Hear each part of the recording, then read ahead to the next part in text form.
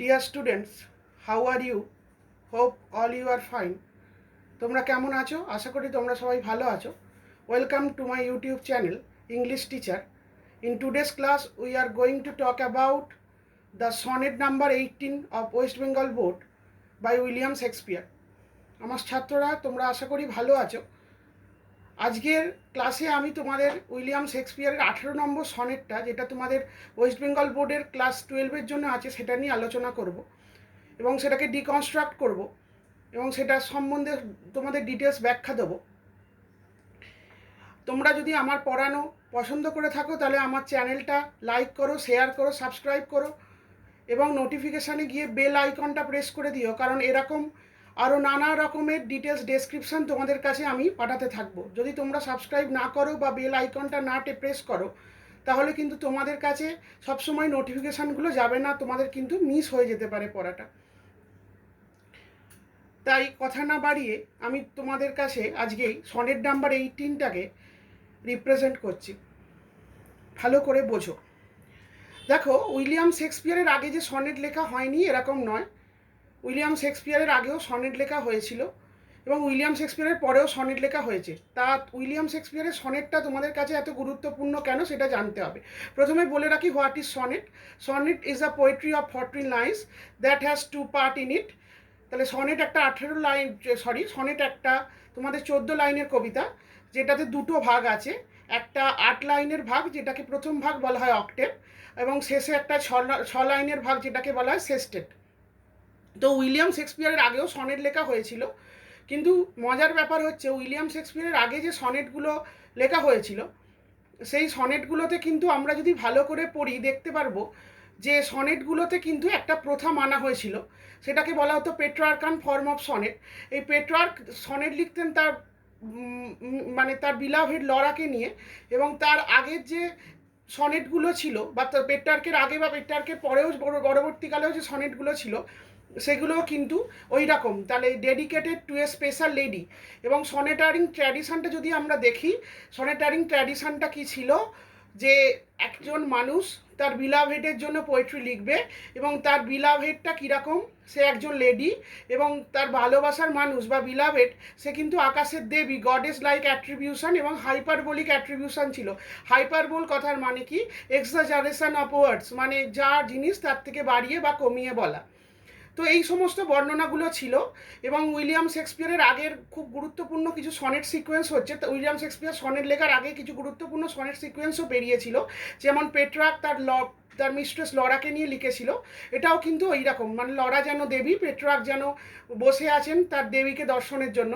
এবং তার আগে তার পরে বেরিয়েছিল ফিডেসা বাই জিপ্রিন, সেটাও একই ধরনের কনস্ট্রাকশনের মাধ্যমেই করা হয়েছিল। তো উইলিয়াম শেক্সপিয়ার কি করলেন, তিনি যখন সনেট লিখতে শুরু করলেন তখন কিন্তু তিনি এই নিয়মটাকে ব্রেক করলেন। কিভাবে ব্রেক করলেন, তিনি 154টা সনেটের একটা সিকোয়েন্স লিখলেন। 1 থেকে 127 পর্যন্ত লিখলেন মিস্টার ডাব্লিউ.এইচ। মানে দেখো তোমরা কীভাবে তিনি প্রথাটা ব্রেক করছেন। তিনি যদিও হাইপারবোলিক অ্যাট্রিবিউশন 1 থেকে 127টা রাখছেন, মানে এক্সাজারেশন অফ ওয়ার্ডস, মানে যা জিনিস তার থেকে অনেক বাড়িয়ে বলা, সেটা যদিও সেই প্রথাটা তিনি রাখছেন, কিন্তু সনেটটা উদ্দেশ্য করে লিখছেন একটা মেয়ের উদ্দেশ্যে নয়, লিখছেন তার বন্ধুর উদ্দেশ্যে 1 থেকে 127, এবং তার পরবর্তীকালে 128 থেকে 154 লিখছেন একটা কালো মেয়েকে উদ্দেশ্য করে। সেখানে কিন্তু আবার এক্সাজারেশন অফ ওয়ার্ডস নেই, সেখানে আছে ডার্ক লেডি, হোয়াইট লেডি নয়, ডার্ক লেডির কথা বলা আছে। তো এই রকম একটা প্রথা উইলিয়াম শেক্সপিয়ার কিন্তু প্রথম সনেটে শুরু করলেন, যে সনেট একটা ছেলেকে উদ্দেশ্য করেও লেখা যায় এক্সাজারেশন অফ ওয়ার্ডস দিয়ে, শুধু মেয়েকে দিয়ে লিখতে হবে এমন নয়, এবং সনেটস লেখা যায় একটা ডার্ক লেডিকে উদ্দেশ্য করে, সেখানে এক্সাজারেশন অফ ওয়ার্ডসটা থাকবে না। এবার উইলিয়াম শেক্সপিয়ার যে 127টা সনেট প্রথমে লিখেছিলেন মিস্টার ডাব্লিউ.এইচকে কেন্দ্র করে, সে কে এটা জানা যায় না, কিন্তু এইটুকু জানা যায় যে তিনি হয়তো বা কেউ কেউ বলেন তিনি আর্ল অফ প্রেমবোক ছিলেন বা আর্ল অফ সাউথহ্যাম্পটন ছিলেন, যারা দুজনেই শেক্সপিয়ারের প্যাট্রন ছিলেন। হয়তো তাদেরকে উদ্দেশ্য করে উইলিয়াম শেক্সপিয়ার কিন্তু এই কবিতাটা লিখেছেন, এইরকম একটা ব্যাপার কিন্তু বলা হয়। তো আমরা এবার যদি পড়তে শুরু করি দেখব উইলিয়াম শেক্সপিয়ারের সনেটগুলোয় কিন্তু কোনো নাম দেয়া নেই, নামগুলো কিন্তু 1 2 3 4 5 6 7 8 এই ক্রোনোলজিক্যাল ওয়েতে 154 পর্যন্ত দেওয়া আছে। তা উইলিয়াম শেক্সপিয়ারের সনেট নাম্বার 18, যেটা পরবর্তীকালে তোমাদের বোর্ড তোমাদের বোঝার সুবিধার জন্য shall I compare thee to a summer's day এটা বলে নামকরণ করেছে। চলো আমরা দেখে নিই কবিতাটা কি বলছেন। আর শেক্সপিয়ারের সনেটের আর একটা গুরুত্বপূর্ণ বৈশিষ্ট্য তোমরা মনে রাখবে যে কি বলা আছে এখানে বলা আছে শেক্সপিয়ারের সনেটের শেষের দুটো অংশ হচ্ছে রাইম কাপলেট। এটা কিন্তু শেক্সপিয়ারের সনেটের প্রধান বৈশিষ্ট্য, এবং উনি যেটা বলতে চাইছেন, what is trying to say in his sonnet or what ever message he is trying to give through his sonnet, he is giving it in his last two lines of the poetry, that is called the rhyming couplet. Shakespeare যা বলতে চাইছেন সেই মেসেজটা কিন্তু উনি শেষের দুটো অংশে দিচ্ছেন। এটাকে রাইমিং কাপলেট বা রাইম কাপলেট বলা হচ্ছে, এটা শেক্সপিয়ারের স্পেশাল ইউজেজ। এবং এই সনেটটা লেখা আছে পেট্রার্কান সনেট বা ইটালিয়ান সনেটারিং ট্র্যাডিশন ফর্মে। এই ফর্মে লেখা আছে, এক্সাজারেশন অফ ওয়ার্ডসও আছে, কিন্তু ব্যতিক্রম একটা জায়গাতেই, এই 1 থেকে 127 পর্যন্ত লেখা একটা ছেলেকে উদ্দেশ্য করে যার নাম মিস্টার WH। চলো আমরা দেখব, এবার পড়তে শুরু করব। দেখো, আমরা যদি ভালো করে পড়তে শুরু করি, কবিতা শুরু হচ্ছে কি দিয়ে, shall I compare thee to a summer's day. প্রথম লাইনেই শেক্সপিয়ার বলছেন shall I compare thee to a summer's day. Compare কথার মানে হচ্ছে তুলনা করা। THEE দি ওল্ড ইংলিশে মানে ইউ, মানে shall I compare you to a summer's day. Summer's day মানে গরমের দিন, মানে আমি কি তোমাকে গরমের দিনের সাথে তুলনা করব বলে একটা প্রশ্ন চিহ্ন করে উনি সনেটটা শুরু করছেন। এখন তোমাদের মাথায় প্রশ্ন আসতেই পারে যে শেক্সপিয়ারের কি খেয়ে দিয়ে কাজ নেই, উনি কেন গরমের দিনের সাথে তুলনা করছেন? একে তো গরমে আমরা ঘেমে হিমশিম খাই। এখন মনে রাখতে হবে, ইংল্যান্ডে কিন্তু গরমটা, the way we look at the summer is not like that. আমরা যেভাবে গরমকে দেখি ইংল্যান্ডে সেরকম নয়। ইংল্যান্ডে গরমে কিন্তু অনেকটা প্লিজেন্ট ওয়েদার থাকে, এবং শীতকালটাকে কিন্তু ওখানে ডিস্ট্রাকশনের প্রতীক ভাবা হয়। যা কিছু ভালো ওখানে গরমে হয়, কারণ ওখানে গরমটা নাকি মনোরম হয়, এবং উইন্টারটা কিন্তু ওখানে খুব ডিস্ট্রাকটিভ হয়, বরফ পড়ে, ধ্বংসের প্রতীক। তাই যে কোনো ভালো জিনিসের সাথে গরমের সাথে তুলনা করা হয়। উইলিয়াম শেক্সপিয়ার প্রথম লাইনে বলছেন shall I compare thee to a summer's day, আমি কি তোমাকে একটা সামারের দিনের সাথে তুলনা করব? এবং বলে তিনি তার পরের লাইনে বলছেন, তার প্রথম অংশের যুক্তিটাকে খণ্ডন করছেন। Thou art more lovely and more temperate. Thou মানে ইউ আর্ট মানে আর, তাহলে you are more lovely and more temperate. Lovely মানে সুন্দর, টেম্পারেট মানে কন্ট্রোলড। কিন্তু শেক্সপিয়ার পরের লাইনে বলছেন না না, আমি তোমাকে গরমের দিনের সাথে তুলনা করতে পারবো না, because you are more lovely মানে more beautiful and more controlled than summer. দেখো, আমরা কোনো জিনিসের সাথে তুলনা করলে, কোনো জিনিসকে যদি তার থেকে ভালো বলি, তাহলে দুটো কারণে ভালো বলতে পারি। একটা হচ্ছে জিনিসটার নয় কোনো শর্টকামিংস আছে, অথবা আমার ভালোবাসার জিনিসটার কি আছে, মারাত্মক পরিমাণে এমন কিছু গুণ আছে যেটা অপরটাকে ছাপিয়ে গেছে। শেক্সপিয়ার এই দুটোকে নিয়েই কিন্তু ডেসক্রিপশান দিয়েছেন। এবং দেখো, আমি তোমাদের যে বলছিলাম হাইপারবোল বা এক্সাজারেশন অফ ওয়ার্ডস, যেটা সনেটারিং ট্র্যাডিশনের একটা খুব গুরুত্বপূর্ণ পার্ট, এটা কিন্তু আছে। কারণ সামারের দিন এমনিতেই মারাত্মক ভালো ইংল্যান্ডের মানুষের কাছে, এর থেকেও ভালো, মানে যা জিনিস তার থেকে অনেক কিন্তু বাড়িয়ে বলছে। কোনো মানুষ কিন্তু বাস্তবে গরমের থেকে ভালো হতে পারে না, কিন্তু উইলিয়াম শেক্সপিয়ারের কাছে তার বন্ধু, মনে রাখতে হবে, গরমের থেকে কিন্তু অনেক ভালো, অনেক কন্ট্রোলড, অনেক লাভলি। এবার কেন লাভলি বা কন্ট্রোলড, এইটাই উইলিয়াম শেক্সপিয়ার বলেছেন। মানে কি, গরমের নিশ্চয়ই কোনো শর্টকামিংস আছে বা দোষ আছে, সেইগুলো উনি আলোচনা করেছেন পরে, এবং তার বন্ধু কেন ভালো সেটাও উনি আলোচনা করেছেন। চলো আমরা দেখে নিই। এবার তার পরের লাইনে উনি বলছেন গরম কেন খারাপ। দেখো, rough winds do shake the darling birds of May. Rough winds মানে কি, রাফ মানে এলোপাতারি, উইন্ডস মানে হাওয়া, সেট মানে নাড়িয়ে দেয়া, ডার্লিং মানে প্রিয়তমা বা আদরের, বার্ডস মানে কুড়ি, মেয়ে বলতে এখানে মে মাসের কথা বলেছে। তাহলে লাইনটার মানে, rough winds to shake the darling birds of May. এলোপাতারি হাওয়া যেটা গরমকালে বয়, মে মাস এখানে গরমের সিম্বলাইজেশন করছে, মাঝে মাঝে যেন খুব প্রিয়তম বা প্রিয়তমা ফুলকে নষ্ট করে দেয়। তাহলে গরমের মতো এত ভালো কালেরও কিছু শর্টকামিংস আছে। কি, গরমের একটা এলোপাতারি হাওয়া আছে, একটা ঝড় আছে হয়তো, সেটা মাঝে মাঝে কি করে, হয়তো বা কোনো সময় মে মাসের যে সুন্দর ফুল সেটাকে নষ্ট করে দেয়। গরম এত ভালো হলেও গরমের কিছু দোষ উইলিয়াম শেক্সপিয়ার এখানে দেখতে পাচ্ছেন। And summer's lease had all too short a date. এবং একটা খুব মারাত্মক কথা উনি বলছেন, অ্যান্ড সামার্স লিজ, এবং গরমের লিজ কথাটা জানো তো কমার্শিয়াল টার্ম, দেখবে উইলিয়াম শেক্সপিয়ারই এমন একটা মানুষ যে সাহিত্যর সাথে কমার্সকে মেলাতে পেরেছিল। লিজ কথার মানে কি? লিজ কথার মানে আমরা যেটা জানি বন্ধক নেয়া। অ্যান্ড সামার্স লিজ, হ্যাথ মানে has, all too short a date, too short মানে সো শর্ট, এ ডেট মানে টাইম, মানে কি? অ্যান্ড সামার্স লিজ, গরমকালের যে সময় বন্ধক নিয়ে গরমকাল এসেছে সিজনাল সাইকেলে, এটা কি খুবই অল্প, টু শর্ট মানে সো শর্ট, মানে গরমকাল যেন প্রকৃতির কাছে সময় ধার করে এনেছে খুব অল্প সময়, এটাকেও কিন্তু এত সুন্দর কাল হলেও চলে যেতে হবে।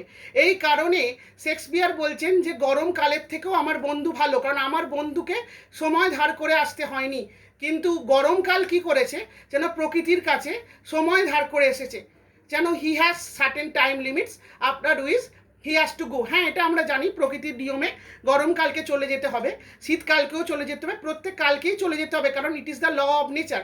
তাই উইলিয়াম শেক্সপিয়ার কি বলছেন যে না, গরমকাল আমার কাছে ভালো নয়, কারণ গরমকাল যেন প্রকৃতির কাছে লিজ নিয়ে এসেছে, যেন বন্ধক নিয়ে এসেছে। দেখো, এটা কমার্শিয়াল টার্ম, শেক্সপিয়ারই পেরেছিলেন কমার্সের মতো একটা প্র্যাকটিক্যাল সাবজেক্টের সাথে সাহিত্যের মতো একটা ইমাজিনারি সাবজেক্টকে মেলাতে। এটা তোমরা বারে বারে সনেট নাম্বার 78 পড়লেও দেখতে পাবে উইলিয়াম শেক্সপিয়ার কিভাবে কমার্শিয়াল টার্ম ইউজ করছেন।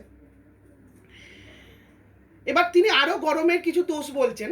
Sometime too hot the eye of heaven shines, মাঝে মাঝে, সামটাইমস মানে মাঝে মাঝে, টু হট মানে so hot, the eye of heaven এখানে রেফার করছেন উনি সানকে, আই অফ হেভেন মানে ভগবানের চোখ বা স্বর্গের চোখ, সায়েন্স মানে কিরণ দেয়। এখন উইলিয়াম শেক্সপিয়ার কি বলছেন, ভগবানের চোখ বলতে গেলে সূর্যকে বলছেন। এবার কেন বলছেন এটা আমি তোমাদের বুঝিয়ে দিই। যেভাবে সব কিছুর সোর্স অফ এনার্জি হচ্ছে আমাদের, আমাদের সব কিছু সোর্স অফ এনার্জি হচ্ছে চোখ।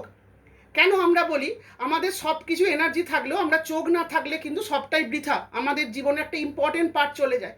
ঠিক একইভাবে ভগবানের কাছে বা নেচারের কাছে তার ইম্পর্টেন্ট পার্ট হচ্ছে কিন্তু সূর্য। ওই জন্যই সূর্যকে এখানে আই অফ হেভেন বলা হয়েছে। কি বলছেন William Shakespeare? Sometime too hot the eye of heaven shines, shines মানে কিরণ দেয়। মাঝে মাঝেই কি করে, গরমের কেন দোষ আছে উনি বলছেন, কি বলছেন যে মাঝে মাঝেই কি করে, সূর্য কিন্তু একটু জোরে আলো দেয়, মানে সূর্যের রশ্মি কিন্তু কন্ট্রোল নয়। দেখো, উনি দ্বিতীয় লাইনে বলেছিলেন you are more lovely and more temperate, temperate মানে কন্ট্রোলড। শেক্সপিয়ারের বন্ধু কিন্তু অনেক কন্ট্রোলড, হয়ারাস এইখানে সূর্য কিন্তু এতটা টেম্পারেট বা এতটা কন্ট্রোলড নয়। কেন? এটা কি করে, এটা মাঝে মাঝে খুব উজ্জ্বল হয়ে কিরণ দেয়। And often is his gold complexion dimmed, এখানে হিজ বলতে সানের কথা বলা হয়েছে, গোল্ড কমপ্লেক্সান, গোল্ড বলতে সোনালি, কমপ্লেক্সান মানে গায়ের রং, ডিমড মানে ফ্যাকাশে হয়ে যাওয়া। মাঝে মাঝে কি হয়, উইলিয়াম শেক্সপিয়ার বলছেন যে সূর্যের যে সোনালি রং এটা কিন্তু ফ্যাকাশে হয়ে যায়, গোল্ড কমপ্লেক্সান ডিমড, ডিমড মানে ফ্যাকাশে হয়ে যাওয়া। মাঝে মাঝে সূর্যের কিন্তু সোনালি রং ফ্যাকাশে হয়ে যায়। এই কারণগুলোর জন্য উনি কি বলছেন খারাপ, যে এটার কন্ট্রোলিং পাওয়ার নেই, নয় মাঝে মাঝে খুব জোরে উত্তাপ দেয়, নয় মাঝে মাঝে হাওয়ায় ফুল নাড়িয়ে দেয়, নয় মাঝে মাঝে কি হয়ে যায়, কখনো কখনো এটার গায়ের যে সোনালি রং, সূর্যের রং যে সোনালি উত্তাপ, সেটা কিন্তু মাঝে মাঝে মেঘে ঢাকা পড়ে যায়। আরও কি বলছেন, তিনি বলছেন তার পরের লাইনে, and every fair from fair sometimes declines, প্রত্যেক ভালো থেকে ভালো জিনিস, ফেয়ার ফ্রম ফেয়ার মানে ভালো, আর তারপরে আরেকটা ফর্ম যোগ করে আবার ফেয়ার মানে তার থেকেও ভালো, মানে ভালোর থেকেও ভালো, ডিক্লাইন্স মানে ডিস্ট্রাকশন বা ধ্বংস, প্রত্যেক ভালো থেকে ভালো জিনিস কি হয়ে যায়, ধ্বংস হয়ে যায়। উইলিয়াম শেক্সপিয়ার যেন বলছেন সামার এমনিতে ভালো, কিন্তু সামারের কিছু কিছু দোষ আছে যেটা আমার বন্ধুর নেই, এবং শুধু সামার কেন, পৃথিবীর ভালো এবং তার থেকে আরও ভালো জিনিস সেটা কিন্তু ধ্বংস হয়ে যায়। আমরা সবাই জানি যে man is mortal and everything is mortal, mortality is the law of nature. তাহলে মৃত্যুই প্রকৃতির নিয়ম, সে জড় বস্তু হোক বা সজীব বস্তু হোক, according to the rule of nature everything has to go and everything has to be decayed. প্রকৃতির নিয়ম অনুযায়ী সব জিনিসকেই চলে যেতে হবে এবং সব জিনিসকেই ধ্বংসপ্রাপ্ত হতে হবে। কিন্তু উইলিয়াম শেক্সপিয়ার কি বলছেন, তিনি ধ্বংসের কারণটা এখানে বোঝাচ্ছেন, every fair from fair sometimes declines, মানে প্রত্যেক ভালো থেকে ভালো জিনিস কোনো না কোনো দিন নষ্ট হয়ে যায়। কিভাবে নষ্ট হয়?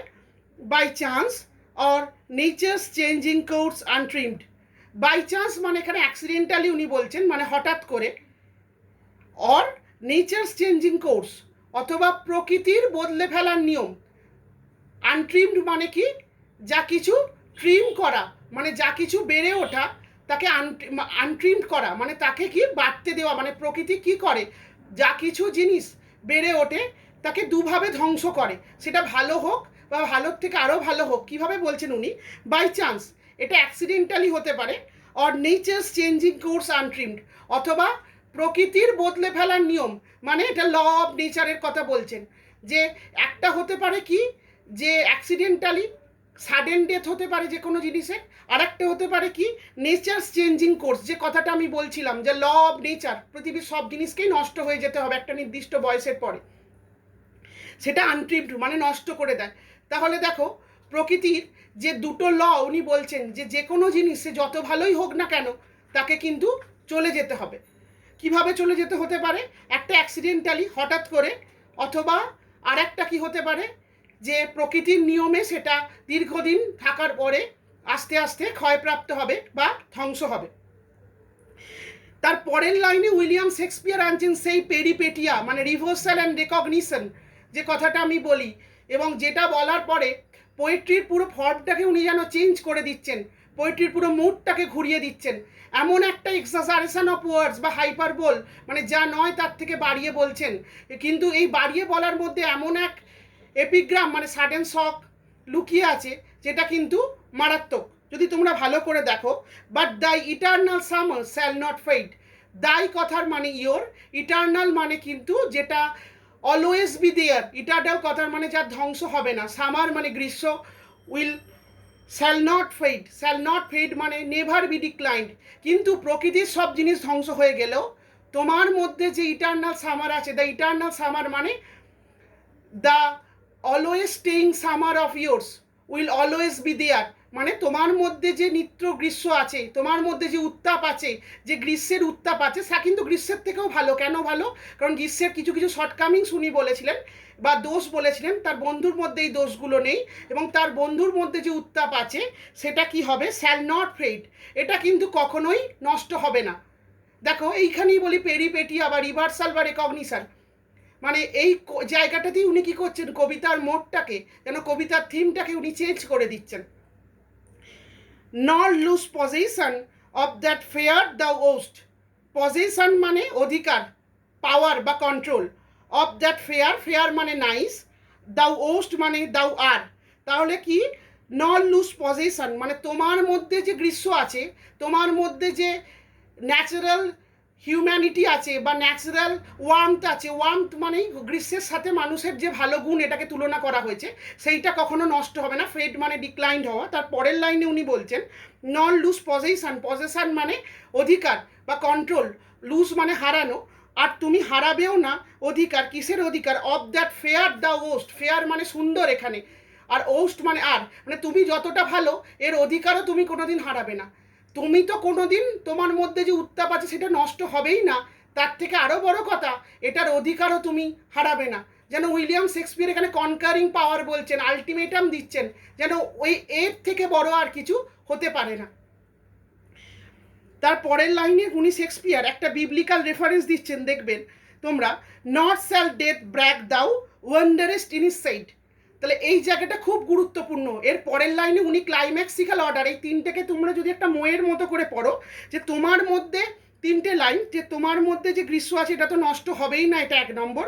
দু নম্বর হচ্ছে তুমি যতটা পরিষ্কার বা তোমার মধ্যে যতটা ওয়ার্মথ আছে এটা কখনো নষ্ট হবে না। এর থেকে আরেকটু ইম্পর্টেন্ট কথা দ্বিতীয় লাইনে বললেন।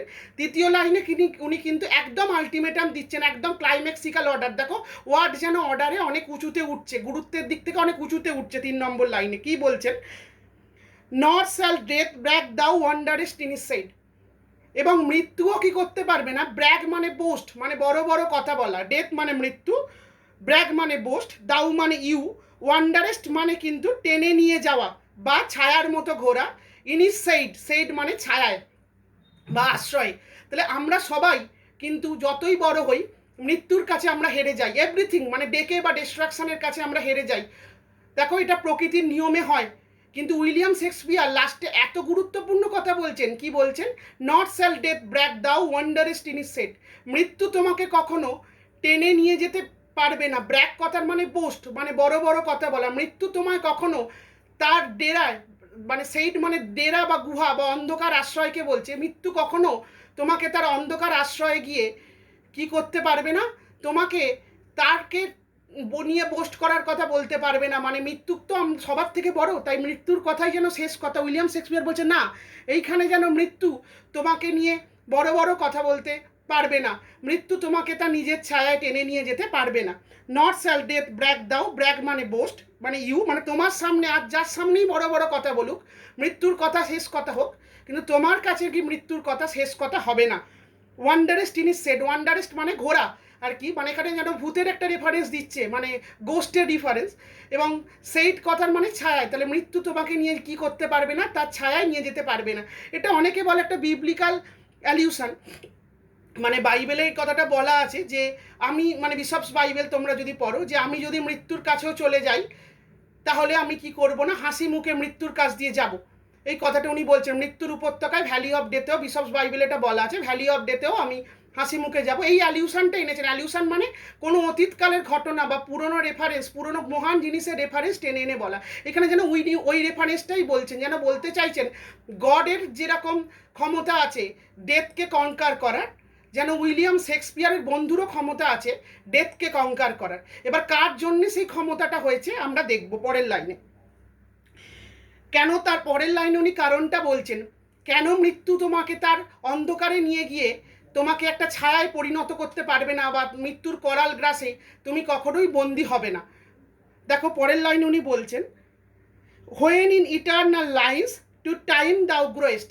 কেন আমার এই ইটার্নাল লাইন্সগুলো, এখানে ইটার্নাল লাইন্স মানে কিন্তু নিত্য, মানে যার ডিস্ট্রাকশন নেই, যেটা অলওয়েজ বি দেয়ার, যেটা সবসময় সেখানে থাকবে। কেন, কারণ আমার এই যে লাইন্স মানে বুঝতে পারছো এই পংক্তি বা কবিতাগুলোর কথা বলছেন উইলিয়াম শেক্সপিয়ার।